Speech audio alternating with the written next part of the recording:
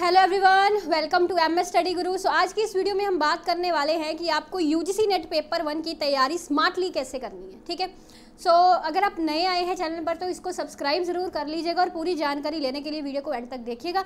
बता दूं, डिस्क्रिप्शन में मेरा टेलीग्राम ग्रुप का लिंक दे रखा है, उसको आप फॉलो कर सकते हैं सभी क्लासेस की अपडेट्स के लिए। और पूरा कोर्स लेने के लिए भी आपको एक डिस्क्रिप्शन में नंबर दे रखा है, वहाँ पर आप व्हाट्सएप करके जो मेरा पूरा डिटेल्ड कोर्स है यूजीसी नेट का, उसके बारे में जानकारी जो है वो प्राप्त कर सकते हैं। सो लेट्स डू कि आपको पेपर 1 की प्रिपरेशन कैसे करनी है, स्मार्टली कैसे करनी है। ठीक है, सो बहुत बढ़िया बढ़िया चीज़ें आज की वीडियो में बताने वाली हूँ। सो अपना पेन पेपर निकाल के चीज़ों को नोट डाउन कर लीजिएगा और एंड तक पूरे हर एक टिप को ज़रूर सुनिएगा। ठीक है जी। सो यहाँ पे मैंने एक कोट लिखी है, जो टॉपर्स होते हैं, जो विनर्स होते हैं, वो अलग चीज़ें नहीं करते बट चीज़ों को अलग तरीके से करते हैं।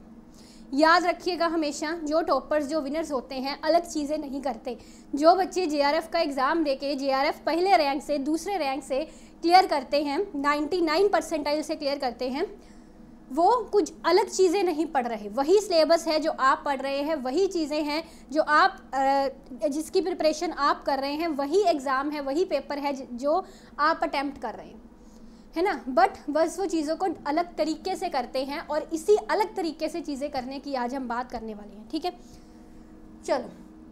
तो यहाँ पर मैं एक चीज़ और आपको क्लियर कर देना चाहती हूँ कि बहुत सारे लर्नर्स होते हैं, वो मुझसे एक सवाल पूछते हैं कि मैम हमको यूजीसी नेट की तैयारी के लिए दिन में कितने घंटे पढ़ने की ज़रूरत है।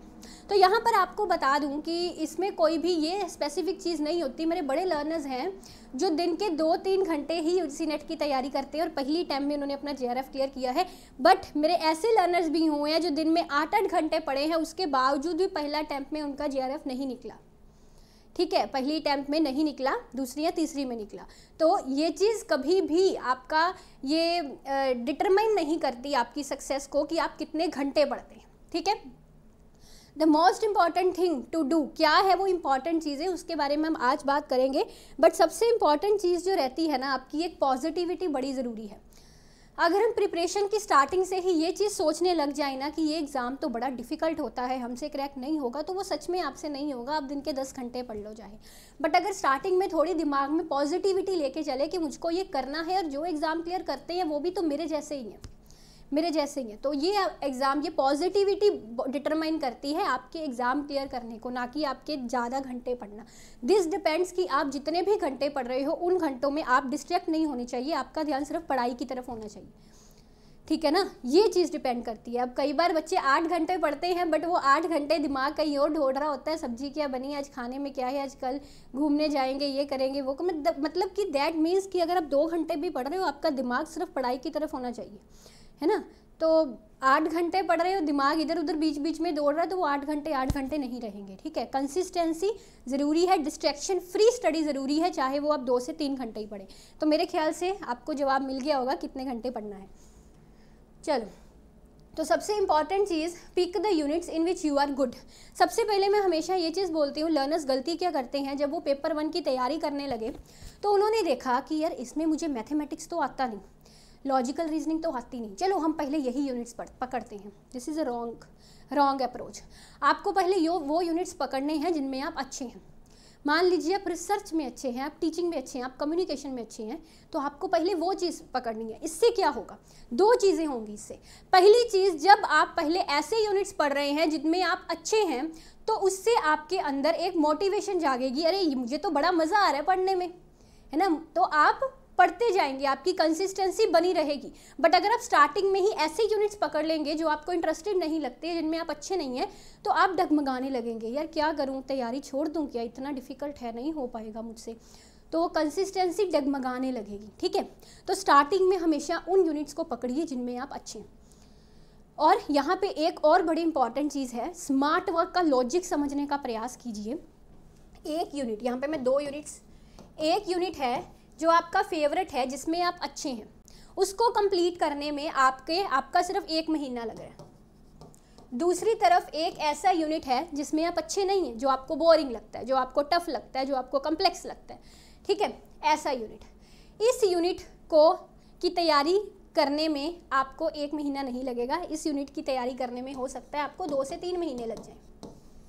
But the most important thing here is, इस यूनिट से भी 5 ही क्वेश्चंस आने हैं, यानी कि 10 नंबर ही मिलने हैं, और इस यूनिट से भी 5 ही क्वेश्चंस आने हैं, यानी कि 10 नंबर भी मिलने हैं। तो अब आप सोच के बताइए, फिर ये यूनिट करेंगे या ये यूनिट करेंगे? Yes, this is a logic, ठीक है। नंबर सेम मिलेंगे, डिफ़िकल्ट क्वेश्चन कर लीजिए एग्ज़ाम में, सही इजी क्वेश्चन सही कर लीजिए, नंबर बराबर ही होने हैं। So it is a good idea कि हमेशा पहले ईजीएस्ट टॉपिक्स चूज़ करें आप, क्योंकि नंबर ईजीएस्ट यूनिट से भी आपको उतने ही मिलते हैं जितने डिफ़िकल्ट यूनिट से मिलेंगे, और उस पर जोर दीजिए, उसको कंप्लीट करने की कोशिश कीजिए, ठीक है। The first thing is that. और मैं ये नहीं बोल रही कि जो बचे हुए यूनिट्स हैं जो आपको डिफ़िकल्ट लगते हैं वो आपको करने ही नहीं है।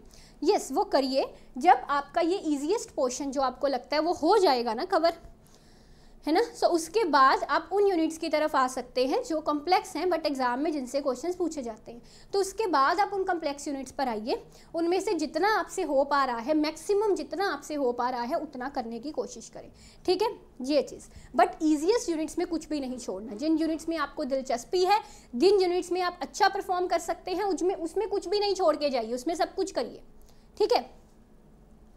अगला पॉइंट है डू फ्रिक्वेंटली आज टॉपिक्स। देखिए, सबसे बड़ा एंड सबसे ईजीएस्ट फंडा स्मार्टली स्टडी करने का, कभी भी ब्लाइंडली सिलेबस फॉलो मत करिए। यही जो फ्रेशर्स होते हैं ना, ये एक बड़ी मिस्टेक करते हैं। सिलेबस पकड़ते हैं, सिलेबस का पहला पोर्शन कैरेक्टरिस्टिक्स ऑफ लर्निंग, चलो जी पढ़ लो कैरेक्टरिस्टिक्स ऑफ लर्निंग। सिलेबस का दूसरा पोर्शन फैक्टर्स अफेक्टिंग टीचिंग, चलो जी ये पढ़। सिलेबस के पीछे भागते हैं, बस सिलेबस के पीछे भागना चाहिए, it is a good thing, but सिर्फ सिलेबस के पीछे भागने से आपका एग्जाम क्रैक नहीं हो सकता। मुझसे ये चीज़ लिखवा लो, सिर्फ सिलेबस पे फोकस करने से नहीं, क्योंकि सिलेबस में तो कहीं मेंशन ही नहीं है कि आपको ब्लूम टैक्सोनॉमी पूछी जाती है टीचिंग में। सिलेबस में मेंशन है मैस्लो की हायरार्की, एरिक्सन के स्टेजेस पूछे जाते हैं, डायरेक्टली कहीं मेंशन नहीं, ठीक है। तो the most important thing is कि आपको प्रीवियस ईयर्स पकड़ने हैं, और प्रीवियस ईयर्स में जो टॉपिक्स पूछे गए हैं उन टॉपिक्स को आपको करना है। कैसे करना है, ध्यान से समझिए। मान लीजिए आपको प्रीवियस ईयर में एक रिसर्च एप्टीट्यूड से क्वेश्चन पूछा गया नॉर्मल डिस्ट्रीब्यूशन पर। आपको क्या करना है, अपना पेन पेपर निकालना है, नोट्स बनाने हैं, सिर्फ नॉर्मल पर नहीं, normal distribution, Poisson distribution, binomial distribution, तीनों के नोट्स बना लेने हैं, ठीक है। मान लीजिए एग्जाम में आपको क्वेश्चन पूछा गया है कॉग्निटिव डोमेन से, आपने क्या करना है, ब्लूम टैक्सोनॉमी पकड़नी है, उसका कॉग्निटिव, अफेक्टिव, साइकोमोटर, तीनों डोमेन्स के नोट्स बनाने हैं। और थ्योरीज लर्निंग की, मतलब मेरे कहने का कि जो टॉपिक्स एग्जाम में पूछे गए हैं आपको उन पर अपने सेपरेट नोट्स बनाने हैं, और साथ में उसके इर्द गिर्द के टॉपिक्स पर भी आप नोट्स बनाएंगे। जैसे नॉर्मल डिस्ट्रीब्यूशन पूछा गया, बाइनोमियल एंड पॉइजन के भी नोट्स बनाएंगे। बात समझे। सो दिस इज़ ये कितना अच्छा ट्रिक है ना, ये इतना ट्रिक कारगर सिद्ध हुआ है ना। अगर आप इस ट्रिक से काम करते हैं तो प्रीवियस ईयर में पूछे गए टॉपिक से नोट्स बनाइए, और उसके इर्द गिर्द वाले टॉपिक से भी नोट्स बनाइए। अब ये आप पर डिपेंड है कि वो नोट्स आपको यूट्यूब क्लासेस से बनाने हैं, मेरी क्लासेस से बनाने हैं, किसी एजुकेटर की क्लासेस से बनाने हैं, बुक से बनाने हैं, दिस डिपेंड ऑन यू, ठीक है। अगली चीज़ है, बड़े बच्चे मिस्टेक करते हैं, DIN पैसेज को बिल्कुल ही छोड़ देते हैं कि ये तो बड़ा डिफ़िकल्ट है, हमसे नहीं होगा। बट सच में यकीन मानिए सबसे ज़्यादा स्कोरिंग ये रहता है अगर आप इसकी प्रैक्टिस कर रहे हैं ना, रेगुलर का एक DI लगा लीजिए, या 2 दिन में एक DI लगा लीजिए, पैसेज 2 दिन में एक कर लीजिए, है ना। तो इससे आपको बड़ी हेल्प मिलेगी। मैं आपको बताती हूँ, जब मैंने प्रिपरेशन स्टार्ट की थी ना UGC नेट की, उस टाइम पर मुझे भी DI बहुत डिफ़िकल्ट लगता था। मुझे ऐसा लगता था ये तो नहीं होगा, इसको स्किप कर देते हैं। बट फिर मैंने क्या किया, नहीं, एग्ज़ाम तो क्लियर करना है, और मुझे ये भी था कि जब मैं UGC नेट JRF क्रैक कर लूँगी ना, तो मुझे इसी लाइन में टीचिंग करनी है। तो मैंने डाटा इंटरप्रिटेशन रेगुलर का एक लगाना शुरू किया, प्रीवियस ईयर से ही उठाकर। मैंने ये चीज़ ऑब्जर्व की, जब पहले दिन मैंने सॉल्व किया, मुझे एक DI को सॉल्व करने में आधा घंटा लगा। अगले दिन सॉल्व किया, 2-3 मिनट कम लगे।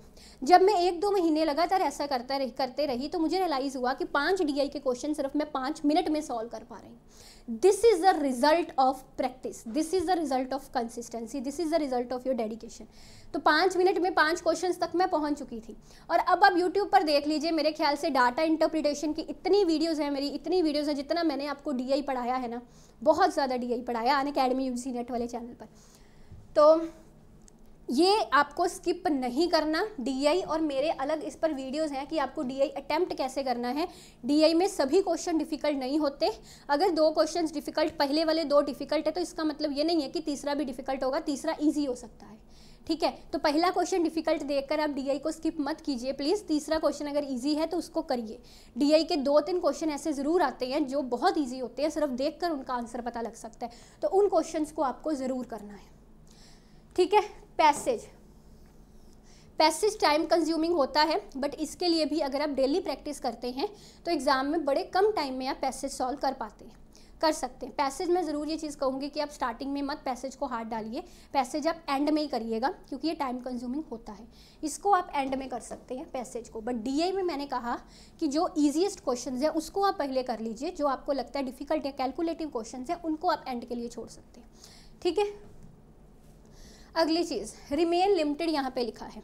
इसका मतलब है कई बच्चे बहुत बड़ी गलती करते हैं, ओवरलोड हो जाते हैं, यहाँ से भी पढ़ लिया, वहाँ से भी पढ़ लिया, इतना सारा पढ़ लिया, मतलब 3-3 4-4 कॉपीज़ भर लेंगे नोट्स की बनाकर, इतना पढ़ लेते हैं। नहीं, एक यूनिट के नोट्स आपके मैक्सिमम 10 से 15 पेजेस में ख़त्म हो जाएं, इससे लंबे नोट्स मत बनाइए, वो नोट्स नहीं रहेंगे, ठीक है। 10 से 15 पेजेस में एक यूनिट आपका ख़त्म, 10 से 15 भी ज़्यादा बता रही हूँ वैसे, 10 से 15 पेजेस में एक यूनिट ख़त्म कर लीजिए, ठीक है। इससे ज़्यादा पेज मत भरिए, बल्क में चीज़ें मत पढ़िए, लिमिटेड रहिए। मैंने जैसे आपको अभी बताया था प्रीवियस ईयर में जो कंसेप्ट पूछे गए हैं उससे नोट्स बनाइए और उन कंसेप्ट्स को फ्रिक्वेंटली पढ़िए, ठीक है।